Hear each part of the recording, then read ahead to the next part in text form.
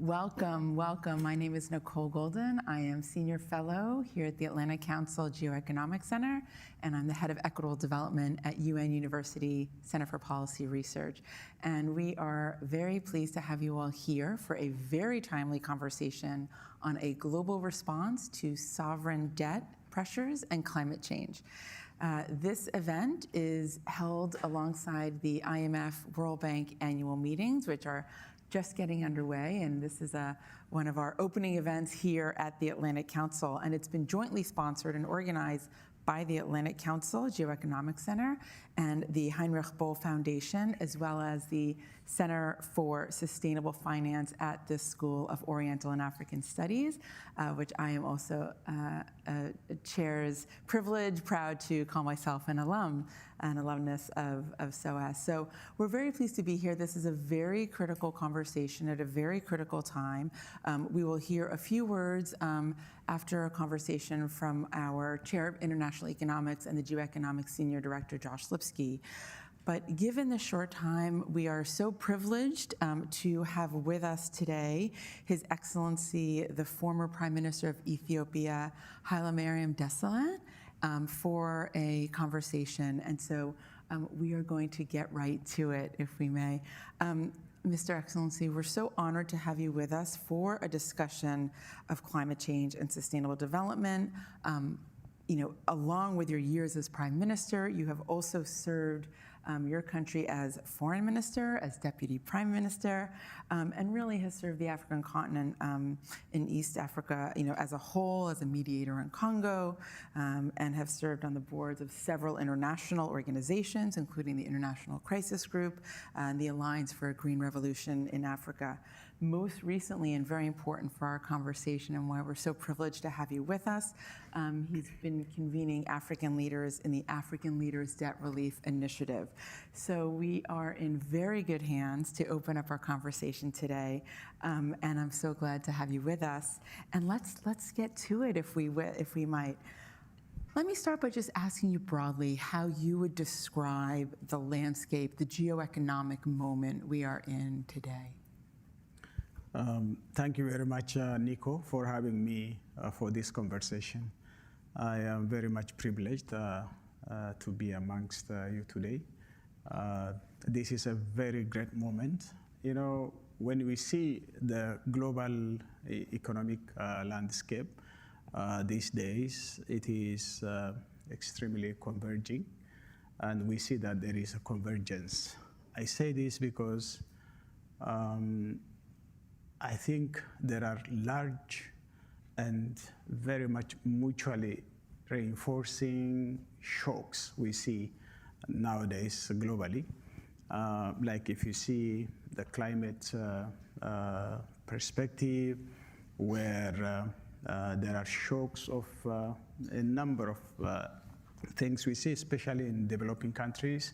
Of course, it is a global phenomena, but we need to understand, from my perspective, in developing countries, you see that countries have drought, heat waves, and extreme flooding and cyclones. All these are interacting very much, into the economy. Yeah. That shock has to be financed, and rebuilding the shocks that has happened has huge spending to countries. And if that's the case, then you should have the source of financing for it.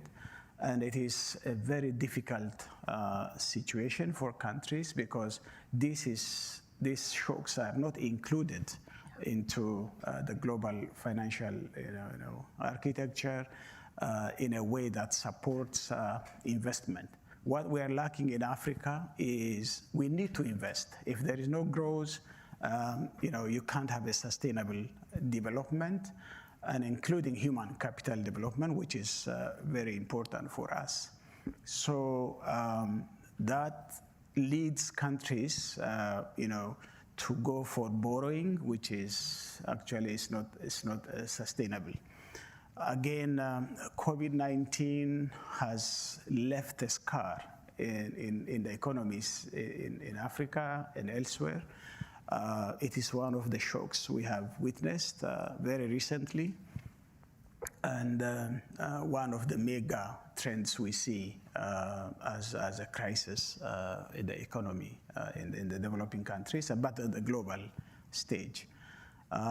We also see there are geopolitical tensions and big countries rivalry, which has an impact on us as a developing countries. But it has also shaped into escalating and making the commodity price so high. Again, capital flows are determined by this, and we need to understand that as well. So this is unprecedented situation when you compare with situations we have seen earlier in the past. Let me pick up on that, because when you lay it out and you talk about these shocks, we know one of the kind of outcomes of the inflation, the spending, COVID, has been a debt crisis in many countries. And we have seen debt crises before. This is not the first time. So given what you just laid out, how do you see these factoring into the debt crisis, and what do you see as different than before? I think the difference is, the first thing is this is interconnected and acting at once. That has not been there earlier. And the second difference is that when you see the debt stress and the debt issue, the creditors are many. There used to be few earlier, but this time you have bilateral public creditors, you have multilateral development institutions, you have the private sector of different kinds in the credit scheme, and you have also some sovereign creditors as well, providing that.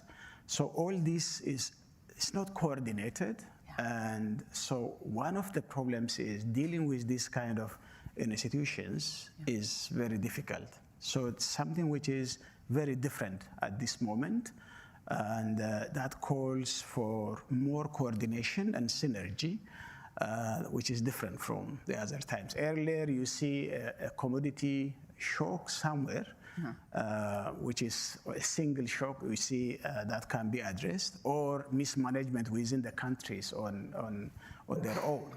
But this is very, very large scale and very diverse.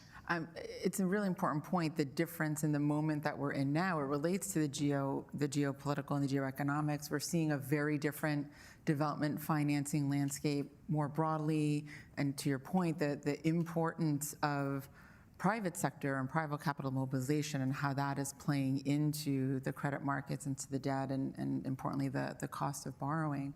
So in response to that, in response to this moment and that coordination failure, as you mentioned, how do you see the kind of way forward, and where does the new initiative come into play?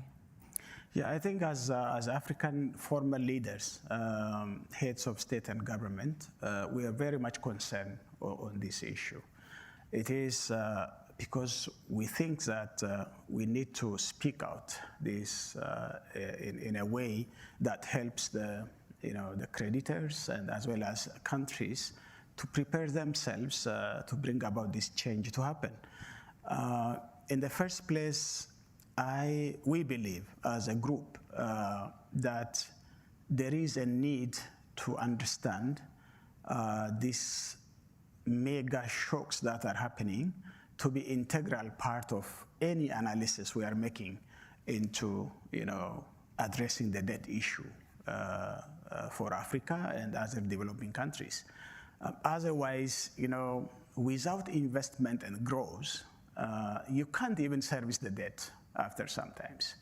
So we need to push that investment be done in Africa, and that calls for looking into even the debt analysis to integrate this phenomena which is happening now, which debilitates the capacity of African countries to service their debt.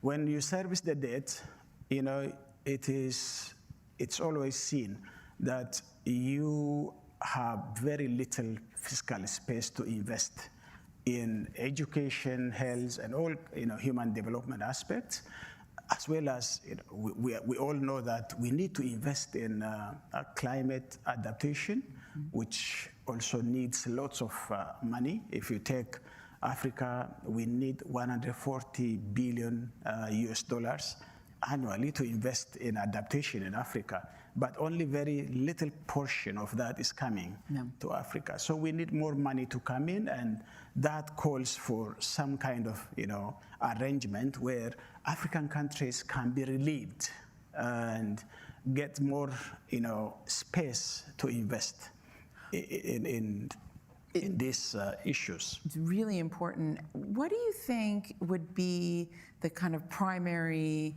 policy or reforms or changes that African countries can and should and are making on the domestic side to sort of help alleviate some of these issues? As a former leaders, we consider that there is a responsibility that each and every African country has to take. One of them is you should put your house in order, that the financial... I hear the managing director, Gorgeva, use that phrase often. Yeah, I think there is a need for sound financial management in our countries as well. We should be able to increase the base of our tax, where we can collect domestic resources that is needed for investment, which is critical for us in Africa. And beyond that, we should also have very credible and transparent procurement system that helps, you know, the spending has to be properly done, and therefore the risk that, you know, creditors see that Africa is not, you know, the perceived or actual, you know, risk that's associated with it has to reduce. And beyond that, you know, there are huge illicit financial flow that's coming out of Africa, and we have to manage that within ourselves. And that also gives us a room to have more resources to invest in. As I said, the key is we have to invest in Africa. So why we are asking all this necessary relief that has to be given to African countries is simply because without investment and growth, that Africa will remain behind. And that calls for our house to be in order. But that doesn't, you know, preclude the responsibility of the global community, because even with well-managed countries, there are unprecedented shocks that are coming that, you know, that is not expected in many ways, and can reduce the capacity of those countries to invest. So I think the global community also has to look into their own responsibility. So it is a two-pronged approach, not just only one or the other one. We have to have both responsibilities jointly. And they can reinforce each other. I think that's you know, another really important point here. As we close, you know, again, this conversation is kicking off the week, but it's following from conversations that began. I was in Sevilla for the fourth conference on financing for development, which you know, followed you know, Addis, and many of these, obviously, these issues are sort of codified, if you will, in the Sevilla commitment, and this conversation will kind of carry on through the week, and then on to the G20. So I'm curious, you know, what are you looking for? What do you think will hopefully be what you hear happen during the IMF World Bank meetings, and that you're looking to kind of see go forward? And also, we should mention not just G20, but we have Balam coming up.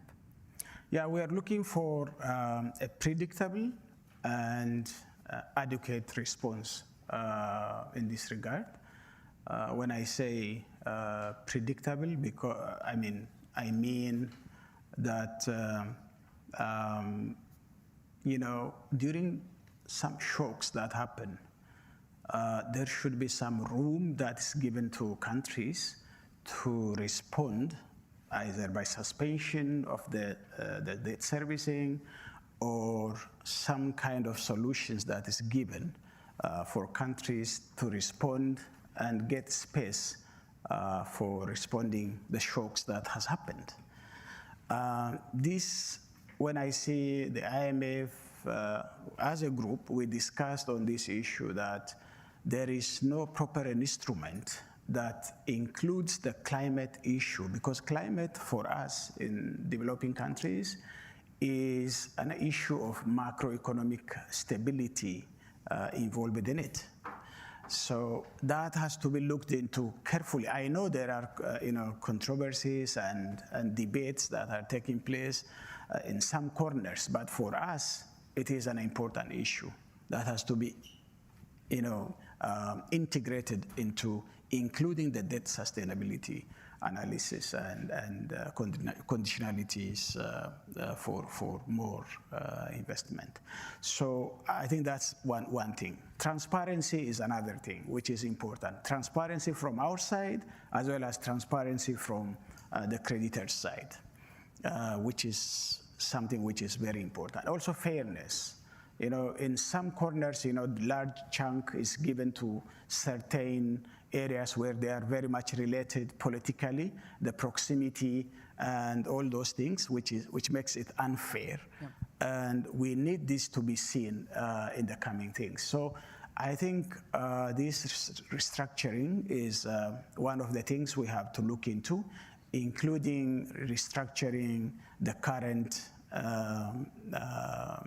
framework, which is already existing. We see that it's not enough. It doesn't address properly on the African quest. Well, thank you. I mean, you put the issues on the table. Being at the heart of the debate is something we're proud to do here at the Atlantic Council, and it's a good segue for me to invite my colleague, Josh Lipsky, the Chair of International Economics and the Senior Director of the Geoeconomic Center, to say a few words. Thank you, Nicole. Welcome, Josh. Nicole, thank you so much for all of your leadership. And Prime Minister, thank you so much for being here today and helping us open IMF World Bank Week at the Atlantic Council. Could not have thought of a better way to do it. And I think what you did today basically outlined some of the core dangers facing the global economy, but also some of the opportunities that we have to harness. And that is always the tension of this week in Washington, to not shy away from the challenges, but not be overly consumed by them as well and overlook the opportunities. So thank you for leading us in the way we should be. We talked about trade, inflationary pressures, great power rivalry. But again, we can't lose sight of the challenges to developing economies, the pressures of debt, climate change, as you said, and most importantly, and this is something we talk about a lot at the Atlantic Council, the needs of the people that make up the membership that foster the trust in these institutions. We always talk about the IMF and the World Bank. They are not self-perpetuating institutions. They work because the membership believe in them, and that requires a constant dialogue and relationship with the membership. So thank you for your leadership on that front. I also want to thank our partners in this morning's event, Heinrich Böll Foundation and SOAS Center for Sustainable Finance. Now, among their many projects, the Heinrich Böll Foundation has worked closely with African Leaders Debt Relief Initiative. Both of our sponsors today have made important contributions to the work of seeking equitable solutions to the economic challenges of the Global South, and honored that you've agreed to work with the Geoeconomic Center and the Atlantic Council today. Now, since this is IMF World Bank Week, that means our plans are constantly changing, so I have a small agenda update. I'll be doing that a lot this week, as you know, Nicole. And that's the case with the morning panel that we're about to transition to. So one of our speakers, Sarah Jane Ahmed, had to drop this morning. She's been called into a meeting. We're sorry to lose her, but we have some excellent replacements on the panel. First and foremost, we're going to welcome Professor Ulrich Volz of University of London School of Oriental and African Studies. He will be with us today. He's a professor of economics and director director of the SOAS Center for Sustainable Finance. And among his many roles, he is co-chair of Debt Relief for Green and Inclusive Recovery Initiative. And he has provided important advice to us as we have put this event together over these past months. Second, Vasuki Shastry, senior advisor with Gateway Advisory in London, has agreed to join the panel on very short notice, so thank you, Vasuki. He has a distinguished career as head of public affairs at the IMF, managing director at Singapore Monetary Authority, and head of global public affairs at Standard Chartered. He has worked with Chatham House and is the author of several books, including The Emerged Markets, The Global Economy's Better Half, to be published early next year. I don't know where you find the time, Vasuki. I'm always impressed by that. Next, Nicole Goldin, who we just got to hear from in her expert moderation. She has agreed to relinquish the moderator's chair and offer us her expertise, so thank you for that, Nicole.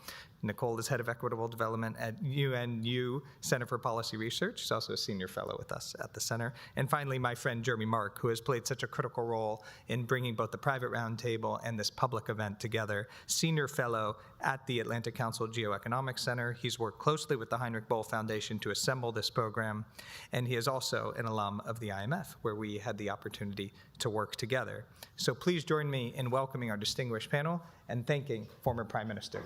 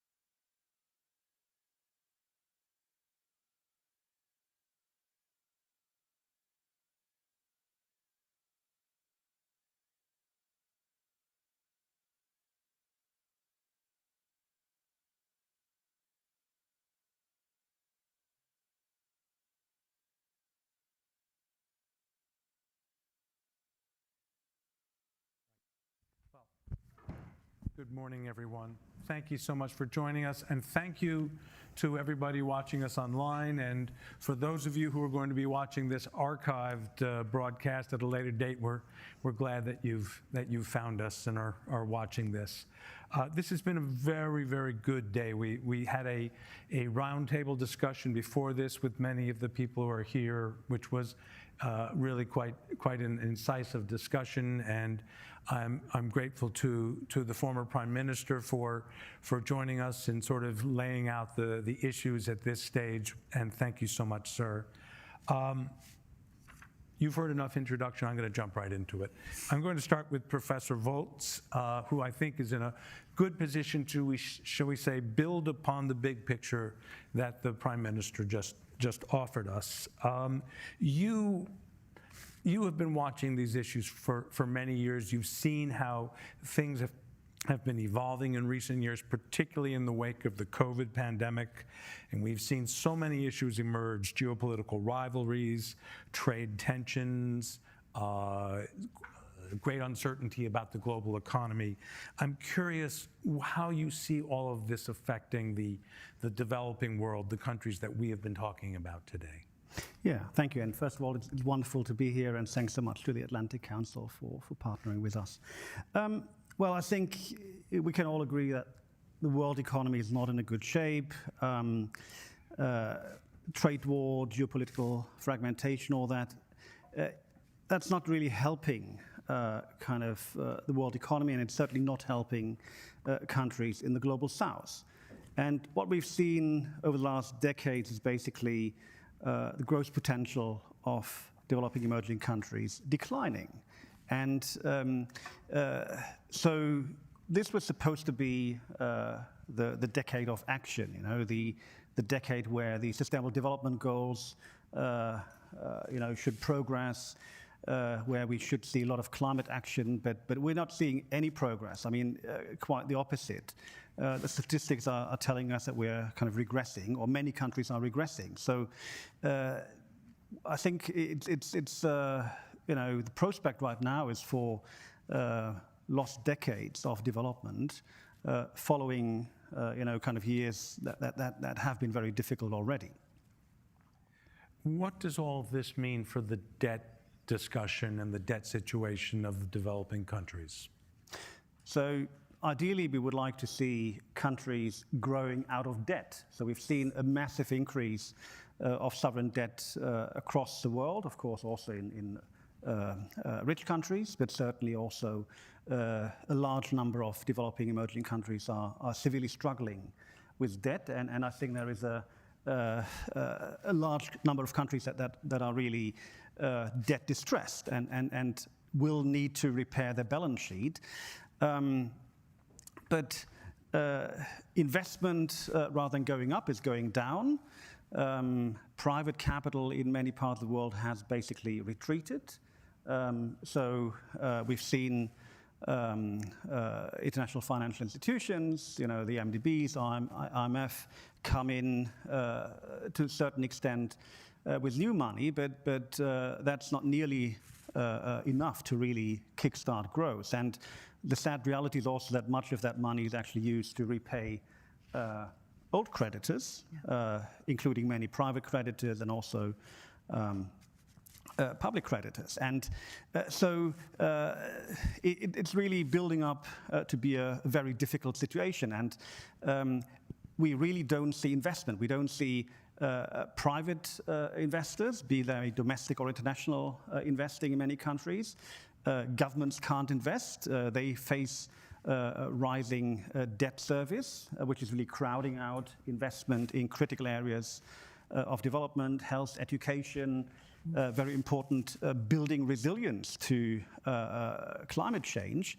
And this is really setting them up for a vicious circle of kind of debt underdevelopment and climate vulnerability. And so I think we really need to be clear about where we are right now. And I think also reflecting the geopolitical situation, the major shareholders of the IMF and the World Bank are not particularly keen to talk about a debt crisis. So, we've been, or there's been a lot of talk about, liquidity issues and so on, but I think we need to be very clear there is a sovereign debt crisis in a large number of developing emerging countries, which is also why it's important that we have leaders as the Prime Minister to really speak up, because current leaders can't speak up, because then they're just going to get punished by the markets.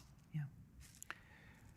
I'm going to jump to climate change. Now, you mentioned climate vulnerability. Nicole's going to have to leave us a bit early today, so I want to give her some room to speak at greater length.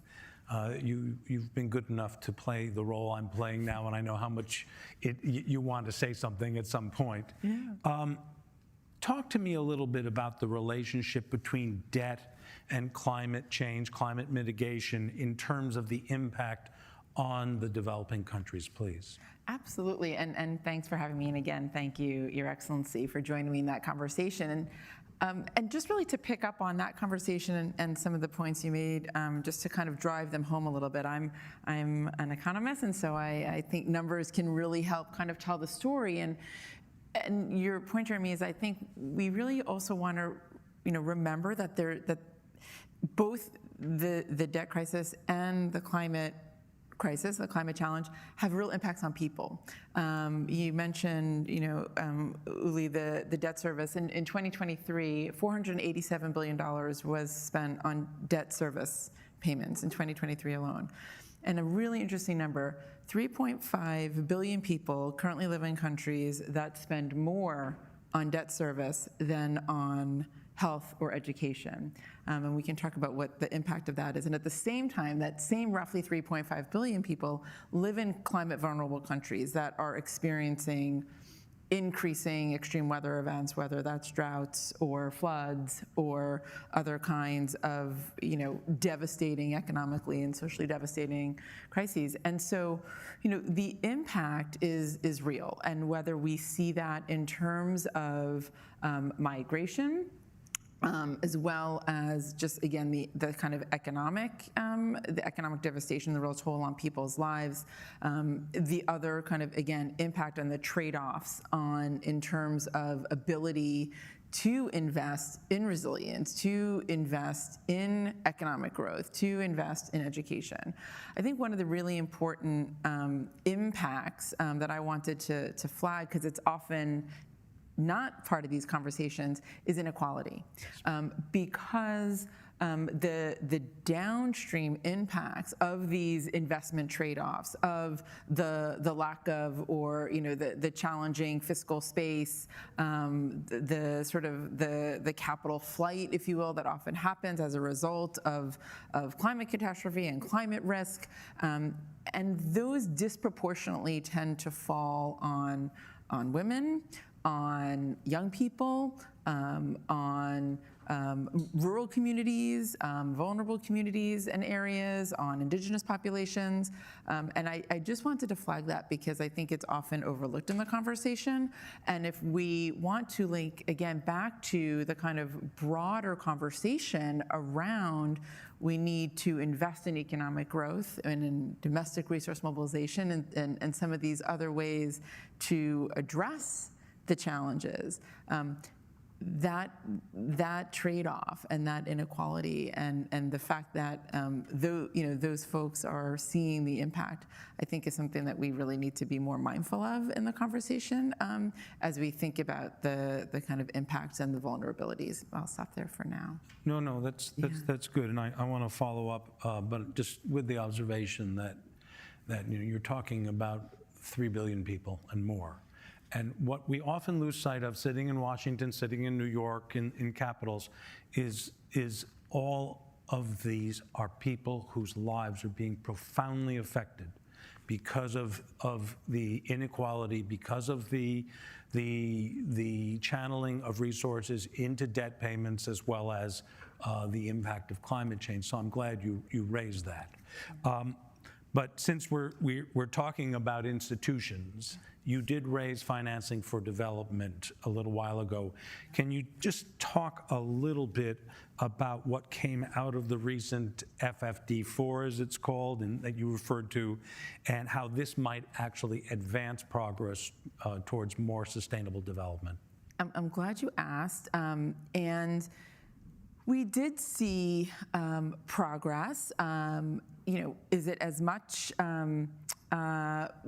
It's also a little bit of time will tell. There were a number of measures, if you will, and calls that were part of both the Sevilla commitment, which was the ministerial, the actual outcome document, as well as the associated Sevilla platform for action, which was the Spanish government sort of hosting this platform where different stakeholders, many of these initiatives were public-private, were kind of come together to sort of announce and to really deliver, these actual commitments and initiatives.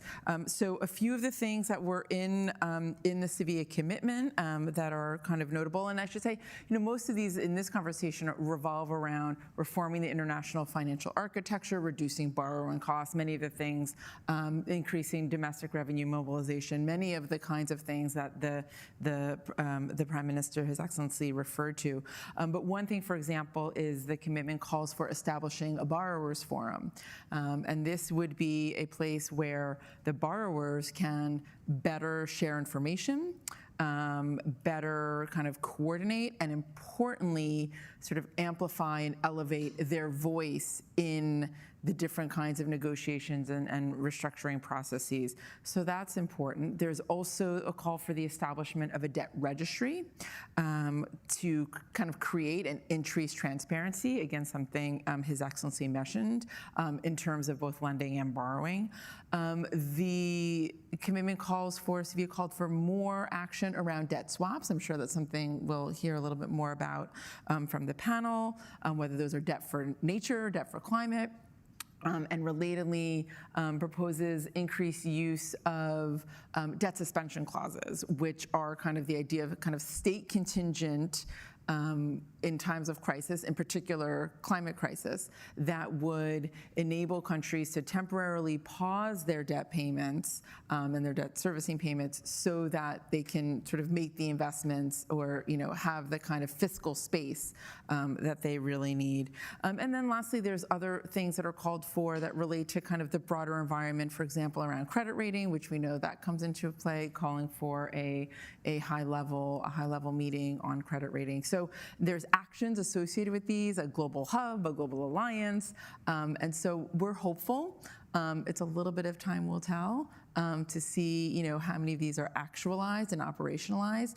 But I would say, if there was a big success, it was the fact that it happened, that there was momentum, and that there was, albeit the United States did withdraw from FFD a few weeks before the actual event, but otherwise, consensus and real mobilization, I think, around the effort. So, thank you. The optimist in me is hopeful that some of these will move forward. Vasuki, we just heard an optimistic take, so of course I turn to you to see if we can get the other side. But more importantly, the meetings are taking place here in Washington around us, getting underway today. And one of the things I've been hearing is just that there's an undercurrent of concern that the pressures on individual countries that Professor Volz was talking about are building, that there's going to be a greater need for debt restructuring sooner than later. And yet there is a great hesitancy on the part of the borrowers to take those sorts of steps, even if privately they recognize it. I'm curious how you kind of are looking at these meetings in that context right now. Is there any of the hope that Nicole offers, or should we all be very, very upset? Let me hastily downplay enthusiasm on this front. Jeremy, thanks a lot for having me. I guess this all comes down to the tyranny of numbers. And sub-Saharan Africa is facing both a historic shock and a prospective shock at the moment. The historic shock obviously stems from the lack of a comprehensive debt resolution stemming from the pandemic. So both the DSSI and the common framework at best provided a Band-Aid solution. There was additional money put on the table, but this is clearly inadequate for the challenge that Africa faced coming out of the pandemic. Prospectively, we are facing the prospect where with the cancellation of AGOA, Africa is going to lose significant trade access. That is really going to have a dampener. Can you spell out AGOA for some of our viewers, please? This is the Africa Growth and Opportunity Act, which is a US-centered legislation which allows for preferential access of African goods into the US. There is some noise that it's going to be extended at some stage, but I think this represents a macroeconomic shock that Africa could have done without.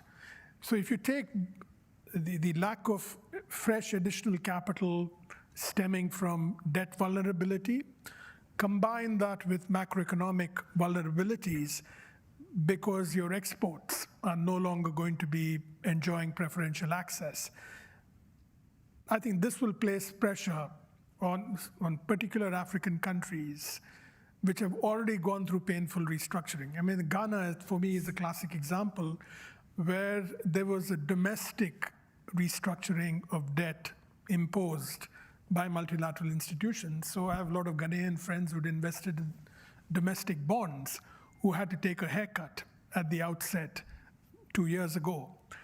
So you're not going to have additional capital flowing in from local sources. There doesn't seem to be a whole lot of enthusiasm for fresh capital. I mean, nevertheless, there is some money flowing into Africa from new players like the UAE. A lot of Asian banks and Middle Eastern banks seem to be taking an interest.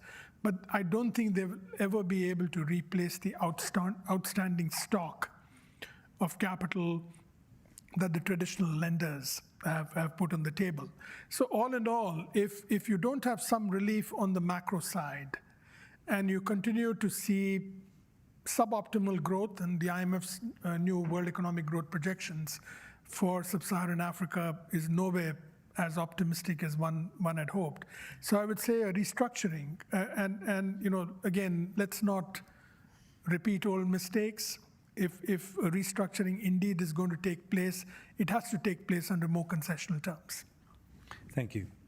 Professor Volz, let me come back to you, and let's dig a little bit further into the current debt situation.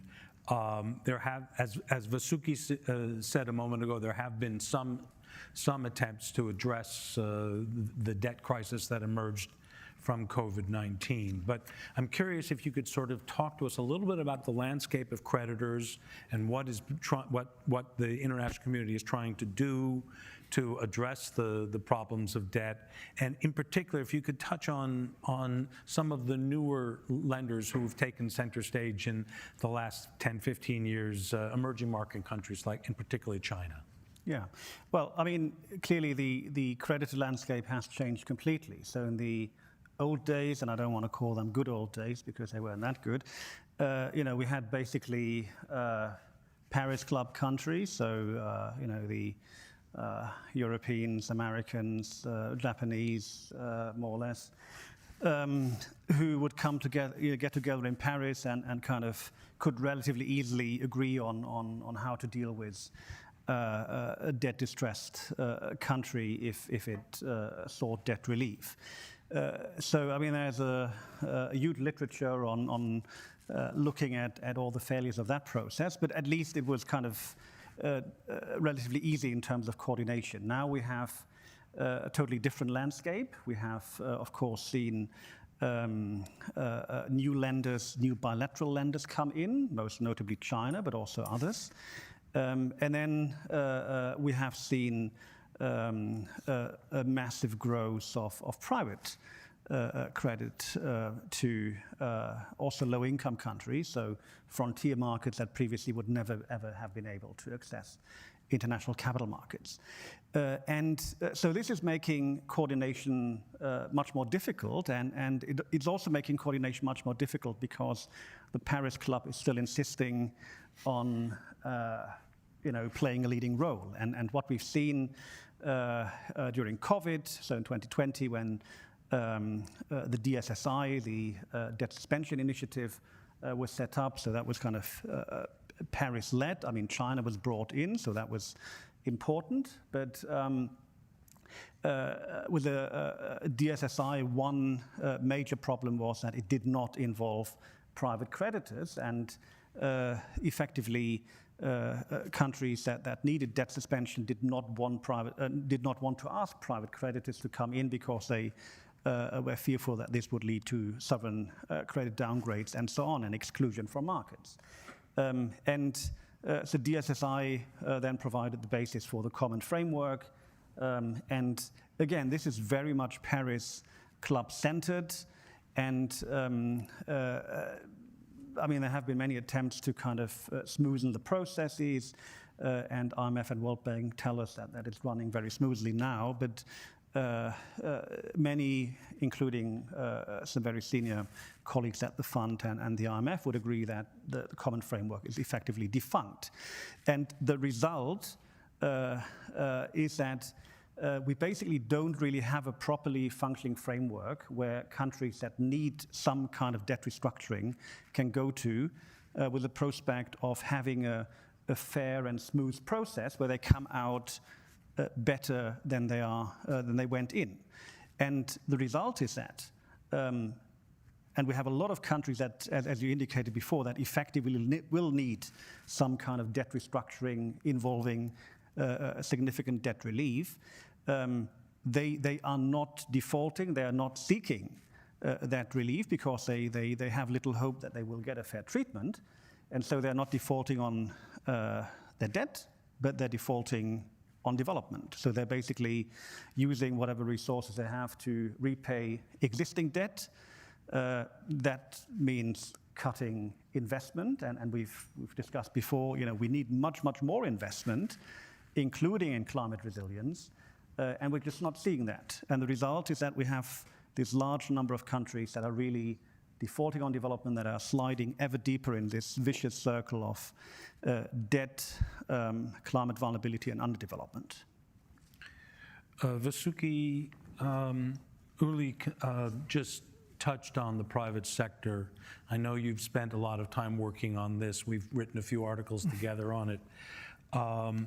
I'm curious, the number I have seen is that roughly 60% of the debt held by developing countries is actually private sector debt, a lot of it Euro bonds.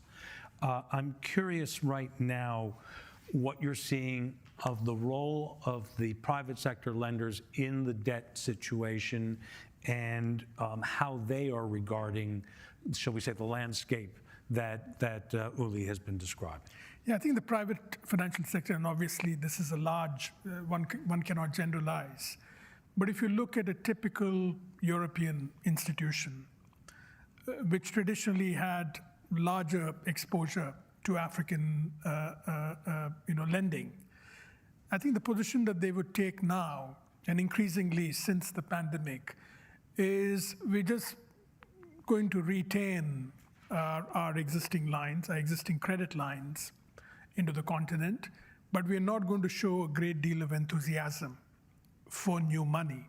And I think what Africa needs net, particularly for the private sector to grow and for jobs to be created, is for that net additional capital to come in. And that is simply not happening at scale. It is happening, UAE is one example through the climate finance vehicle.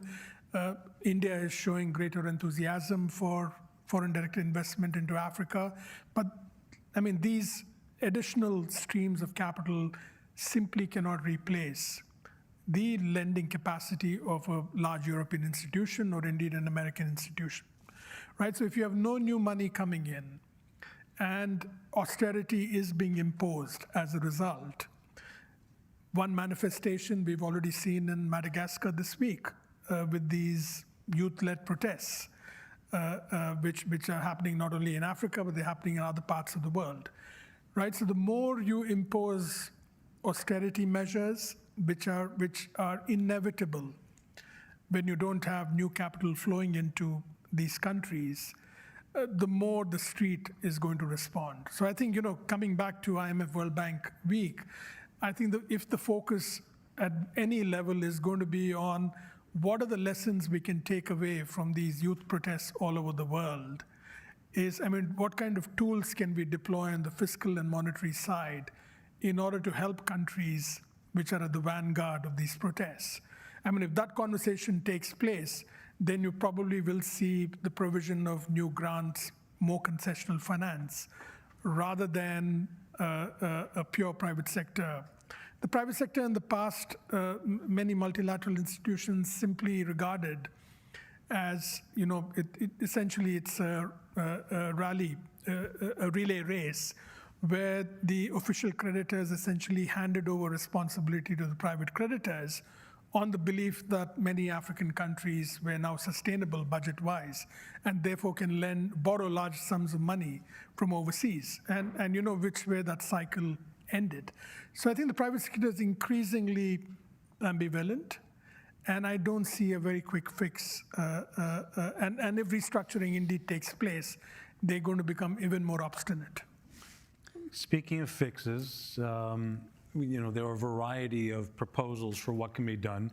25 years ago, the low-income countries, which were very heavily indebted, were able to, in essence, get dug out of their situation because of the heavily indebted Poor Countries Initiative, which essentially was debt relief.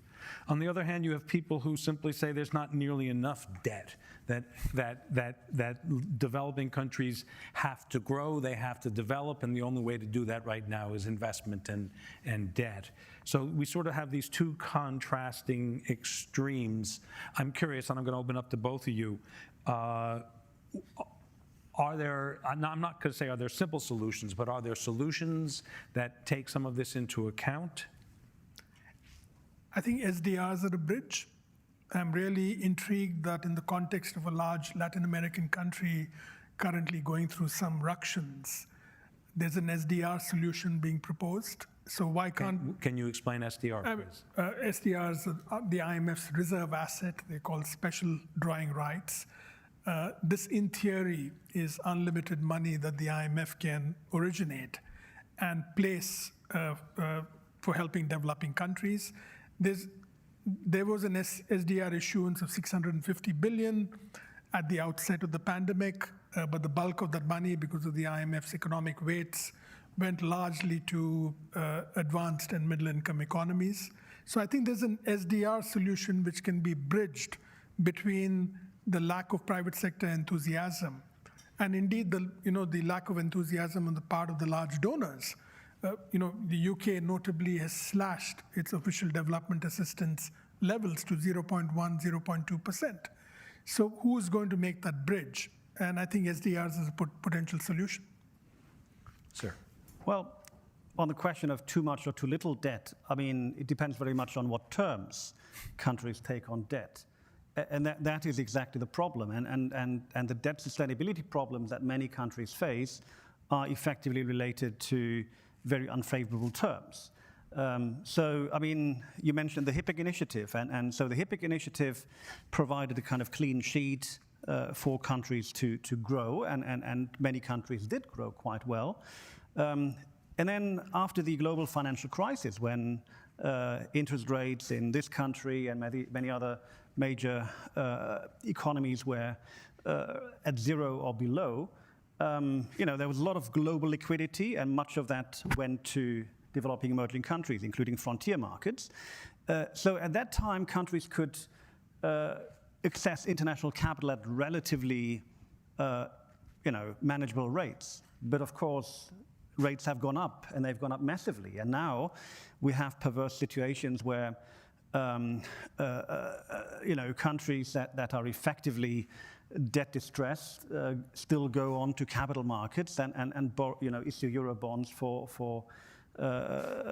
with double-digit rates, and that is absolutely not sustainable. Yeah? I mean, you don't need to be a very smart macroeconomist to figure out that it's not going to work if your interest rates are double-digit and your growth are kind of growth rates are rather small, and that's where we started.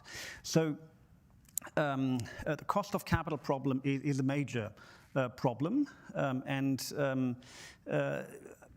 I think it's pretty obvious we need much more public finance through MDBs and so on. And of course, we've had a lot of discussion over the last couple of years with MDB reforms and trying MDBs to scale up their lending. But there are, of course, limits to that. And another problem, and I've referred to that before, is that a lot of the public financial support from international financial institutions de facto is bailing out old debt, including private creditors. And so that's a very, very inefficient way of using public money. And so I think, however we turn it, a lot of countries will need some form of debt relief. And HIPC and the multilateral debt relief initiative that followed it may not have been perfect, but there are certainly ways of designing kind of a targeted debt relief initiative that will help those countries that really will need debt relief to seek it. And so we've heard before from Nicole about the social implications, or may I say devastations, that the debt situation in many countries are causing. And this is also feeding into what you refer to, political instability. And so if we're not tackling this debt crisis, this debt development crisis, we're going to see much more political instability, and that's not going to make things better. And that's also going to create sooner or later problems for rich countries. We've got a little under 10 minutes left, so I want to take a moment and see if there's anybody out here in the audience who would like to raise a question. Sir. we have a microphone. Thank you very much for the nice discussion. That was really highlighting. So, but I'm still a little bit confused in terms of what has to be done to address this debt issue. On one side, some of you said that, you know, there need to be money flowing in. On the other side, you say, you know, having a high interest rate, you don't need to be a smart economist to understand that things gonna work. So on the other side, also, it seemed to say we should not use public money to bail out, you know, which seems to be, if they don't restructure the debt, I'm saying the developing countries, that means using the money to bail out the private sector. So bail out them, give money to the private sector. So what has to be done? Because if I do understand, you have three players, basically. You have the government, the authorities of those countries. You have the international community. In the international community, I put, of course, the IFI and the private institution. But also you have, within those countries, you have the private sector. So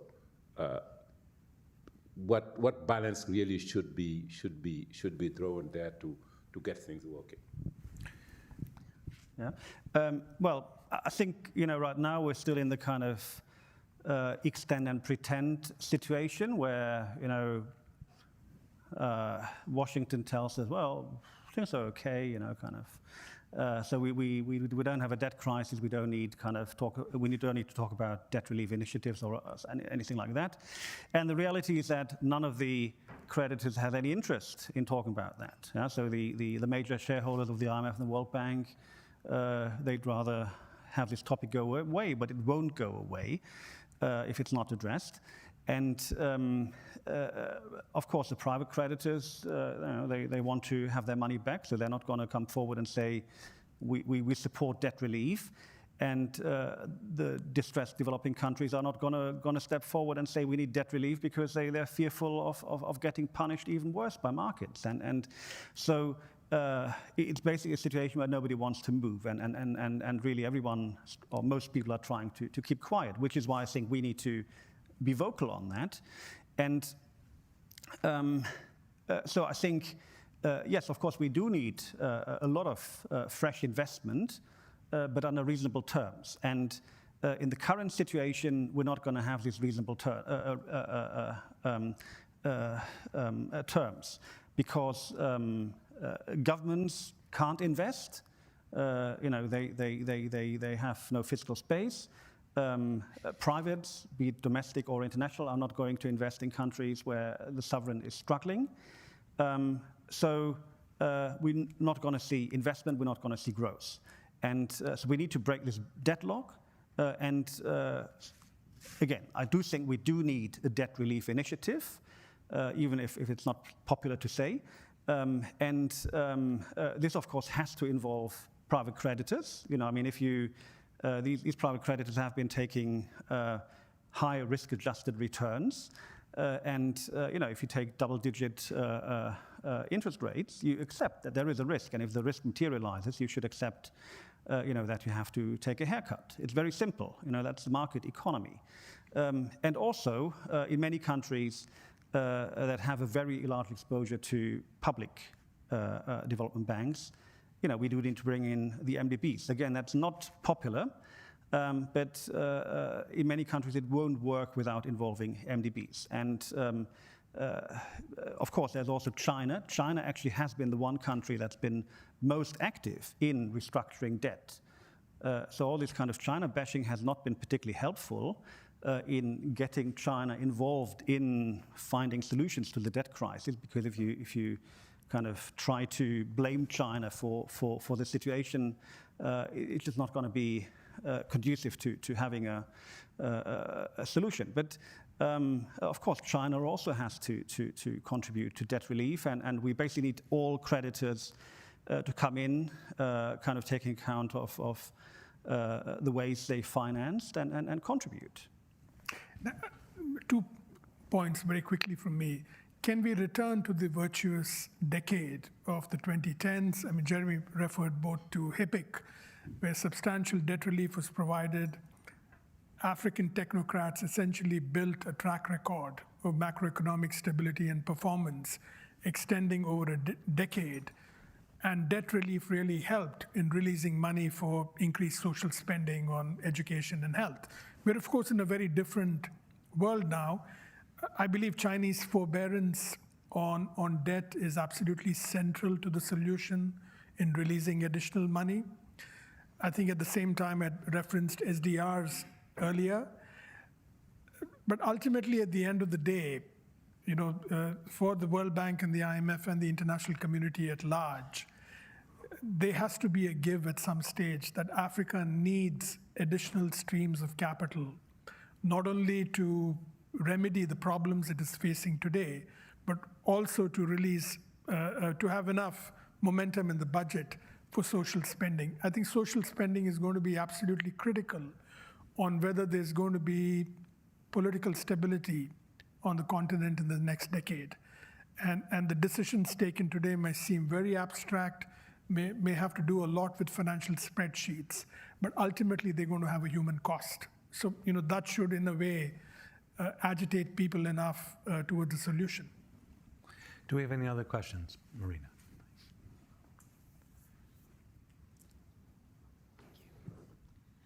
Hello, very interesting discussion. My name is Marina. I work at Marina Zucker-Marx. I work at Boston University Global Development Policy Center. I want to ask a more pragmatic question to you. So we know that today a key discussion space for that is the G20. Next year, the G20 is the US. So where, this discussion is going to fall, where can we actually advance, and who are the actors that should be responsible for advancing? Are MDBs, IMF, they're also lenders, so who are the actors and where are the places that we should be seeing that restructuring negotiations? Thank you. Let me just add to the question that if the host country has the presidency, the host country also has the, should we say, the pen for the agenda. So if you could address the 400-pound gorilla in the room, please, as well. I have a very pragmatic solution. So I think whoever solves the debt crisis should get the Nobel Peace Prize.